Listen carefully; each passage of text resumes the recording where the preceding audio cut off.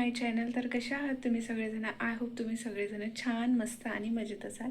तर इथे बघा आमची तयारी झालेली आहे आणि आता आम्ही निघणार आहोत. आत्ता 6:15 वाजलेले आहे आणि आमची प्रिशा उठलेली आहे, आत्ता झोपूनच आहे ती.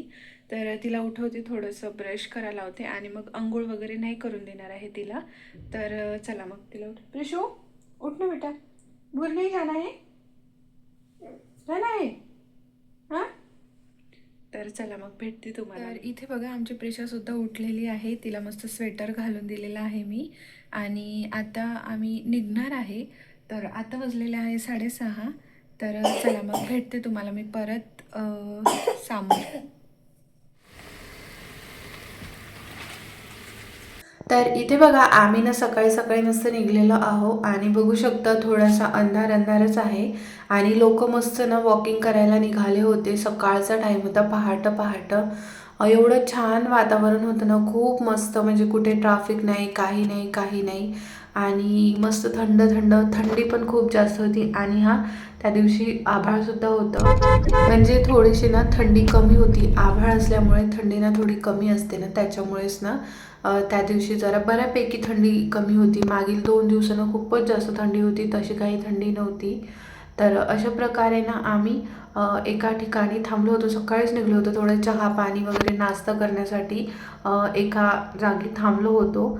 परंतु आमची जी दुसरी गाडी होती, म्हणजे दुसरे जे लोक येणार होते ना, ते दुसऱ्या गाडीमध्ये, जे की तुम्हाला ही गाडी दिसत असेल त्याच्यामध्ये होते. मग तिथे आम्ही त्यांच्यासाठी थांबलो होतो आणि मग तिथून सोबत गेलो आणि अशा प्रकारे मस्त असा बसून एका हॉटेलवर नाश्ता केला. सकाळचे बहुतेक 8-8:30 वाजले असेल, की 7:30-8 वाजले होते.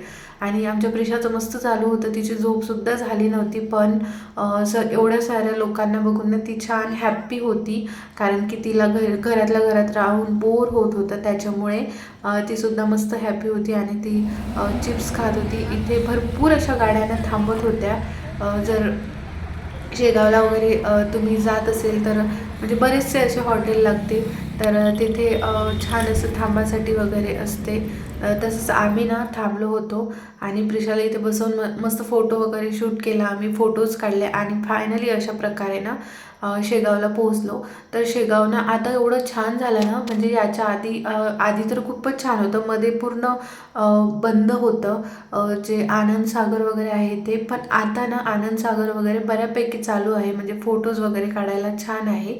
आधीच्यासारखं नाही आहे, पण ना बऱ्यापैकी आहे, ग्रीनरी वगैरे तिथे छान मस्त. आणि इथे मस्त फोटो काढणं चालू होतं. प्रिशाला नाही, छोटासा बाबू होता, मस्त ऑफिसवाल्यांचा मुलगा होता तो. तर त्याच्यासोबत मस्त हिची फ्रेंडशिप झाली होती. मस्त खेळत होते ते दोघं जण, एवढे पळत होते ना, खूपच बघावं लागत होतं. म्हणजे छान असं खेळत होते, पण पडायची वगैरे भीती वाटत होती ना, त्याच्यामुळे थोडं बघत राहावं लागत होतं. यांनी ना रूम बघायला गेले होते, कारण की आमचा 1 डेचा स्टे होता, त्याच्यामुळे रूम पाहणं गरजेचं होतं. आणि रूमसाठी ना एवढ्या गर्दी होत्या, खूपच जास्त. सकाळपासून नंबर लावून होते तर संध्याकाळी लागलं होतं डायरेक्ट. आम्ही तरी आधीच लावलो, आमचा लवकर लागून गेला. आणि एवढं छान प्रसन्न वाटते ना शेगावच्या मंदिरामध्ये. तर हे बघ, हे मंदिर आहे ना, ही पार्किंगची जी आहे ते ठिकाण आहे. आम्ही विसावामध्ये थांबलो होतो आणि बघा हे पिंक कलरचे फ्लॉवर एवढे छान आहे. तर तुम्ही ऑब्झर्व करा, हे जे पान आहे ना, ते आपण दसऱ्याला एकमेकांना देतो, जे की याला सोनं खुरं असं काहीतरी म्हणतात. मग त्याला फुलंसुद्धा आज मी पहिल्यांदा पाहिलं होतं. तुम्हीसुद्धा अशा झाडाला फुलं बघले आहे का, किंवा जे आपण सोनं असतो त्याला तुम्ही फुलं बघले आहे का, हे मला नक्की कमेंट करून सांगा. फायनली आम्हाला अशा प्रकारे रूम भेटली होती. तर आम्ही त्या रूममध्ये जात होतो. मस्त जे बॅग्स वगैरे एक 1 डेचा स्टे होता, पण एवढे सारे कपडे आणि बॅग्स वगैरे होते आमच्यात, ते सगळे घेऊन आम्ही गेलो होतो रूममध्ये. तर ही अशा प्रकारे ना आमची रूम होती. खूप छान रूम होती. जर तुम्ही कधी शेगावला जायचा विचार करत असाल तर रूम आणि थांबायचं असेल तर तुम्ही रूम बुक करू शकता. आणि अशा प्रकारे आम्ही परत फ्रेश झालो रूमवरती आणि मग परत ना आम्ही निघालेलो आहो दर्शनासाठी. तर इथून ना मंदिर थोडं लांब येते. तर मग पार्किंग एरियामध्ये गेलो आणि गाडीमध्ये बसून मस्तपैकी आम्ही आता मंदिराकडे गेलो. आणि मंदिरामध्ये तर विचारूच नका, एवढी जास्त गर्दी होती ना, खूप जास्त गर्दी होती. तरी आम्ही जे मुखदर्शन असते ना तेच केलं होतं, कारण की छोटे छोटे लेकरं होते, ते जास्त वेळ रांगेमध्ये उभे राहू शकत नाही.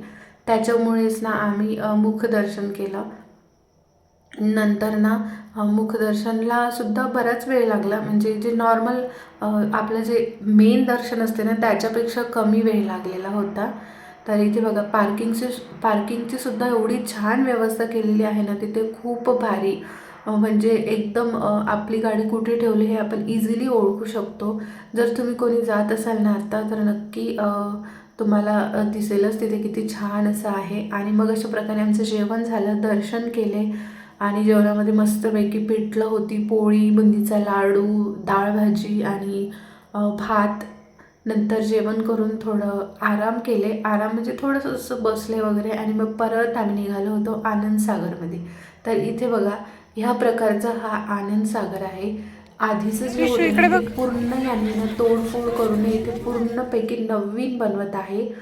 जे की तुम्हाला म्हणजे येणाऱ्या काही दिवसामध्ये आधीच्यासारखं आनंदसागर तुम्हाला नक्की दिसेल.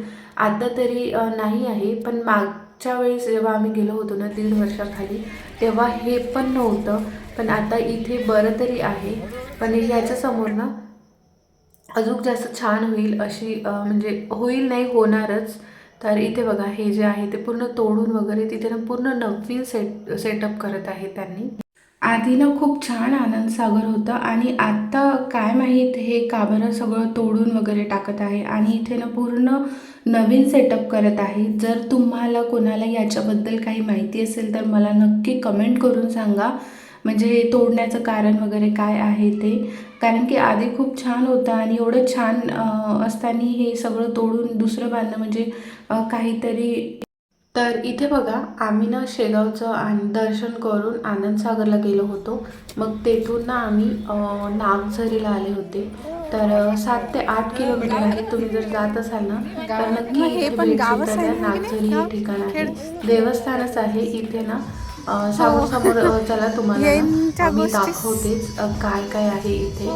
तर एक ना मस्त गाय आहे, आणि तिच्या गाईच्या तोंडातून ना पाणी येते, तर हा ना तो झरा आहे म्हणते. तर इथे फोटो वगैरे घेण्यास, व्हिडिओ वगैरे करण्यास ना मनाई होती.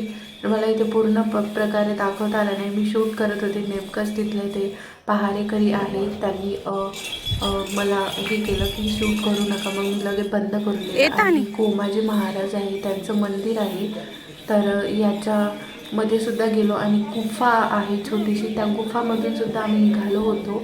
पण इथे मोबाईल वगैरे वापरण्यास सक्त मनाई होती, तरी मी थोडंसं तुम्हाला दाखवण्यासाठी थोडं थोडं लपून लपून ना शूट करत होती. तर बघू शकता हे किती छान आणि खूपच मस्त आहे बरं. हे नागझरीला तुम्ही कधी शेगावला गेले ना तर या ठिकाणला नक्की भेट द्या. आणि हा फ्रेंड्स, तर इथे बघा, आम्ही आत्ता ना मस्त फिरून रूममध्ये आलेले आहे. तर आता फ्रेश होते आणि बाहेर जेवण करायला जाते. तर बघा, पूर्ण थकून गेलेला आहे, कारण की दिवसभर सकाळपासून उठून थकल्यासारखं वाटतं आहे. प्रिशा इथे चिप्स खात आहे, तर ती झोपली होती तेव्हा काही जेवण वगैरे केली नव्हती त्याच्यामुळे. आणि ही आहे आमची रूम, आणि खूप छान आहे, पॉश आहे बिलकुल. तर इथे बघा, आता मी फ्रेश होते आणि नंतर तुम्हाला बोलते. तर इथे बघा फ्रेंड्स, माझी तयारी झालेली आहे. आता आम्ही थोड्या वेळानं बाहेर जाणार आणि छान असं जेवण वगैरे करणार. तर आणि प्रिशाची सुद्धा इथे जाईल. तर इथे बघा, आमची तयारी झालेली आहे आणि आता आम्ही खाली चाललेलो आहे. तर तुम्हाला मी रात्रीचा व्ह्यू दाखवते मंदिराचा. बघा, ए आजो,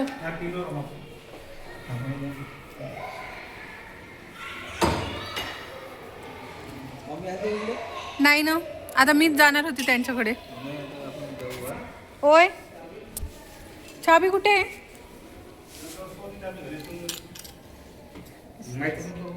तर इथे बघा, हा जो आहे तो रात्रीचा व्ह्यू आहे मंदिराचे जे रूम्स आहे ना ते. आम्ही विसावामध्ये थांबलो होतो आणि एवढा पॉश रूम आहे आणि ग्रीनरीसुद्धा एवढी छान आहे ना तिथे, खूप मस्त. आणि फोटोशूट वगैरे करायला खूप छान.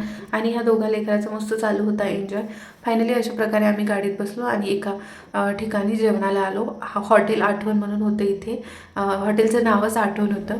तर बघा, आणि त्या हॉटेलमध्ये ना मस्त असा कार्यक्रमसुद्धा चालू होता. मग आम्ही ना जेवणाचं ऑर्डरसुद्धा दिलं होतं. अशा प्रकारे मस्त असं आम्ही जेवण वगैरे करून परत ना रूमवर आले होतो. तर रात्रीसुद्धा एवढं भारी वाटत होतं ना मंदिरामध्ये, खूपच छान वाटत होतं. आणि हा तुम्ही कोणी शेगावला जात असेल तर नक्की नक्की जाऊन या, खूप छान आहे. आय होप तुम्हाला हा व्हिडिओ पाहण्यासाठी आवडला असेल आणि आवडला असेल तर एक लाईक, शेअर, सबस्क्राईब आणि कमेंट करायला अजिबात विसरू नका. तर भेटते तुम्हाला परत अशाच एका नवीन व्हिडिओसोबत. तोपर्यंत बाय बाय.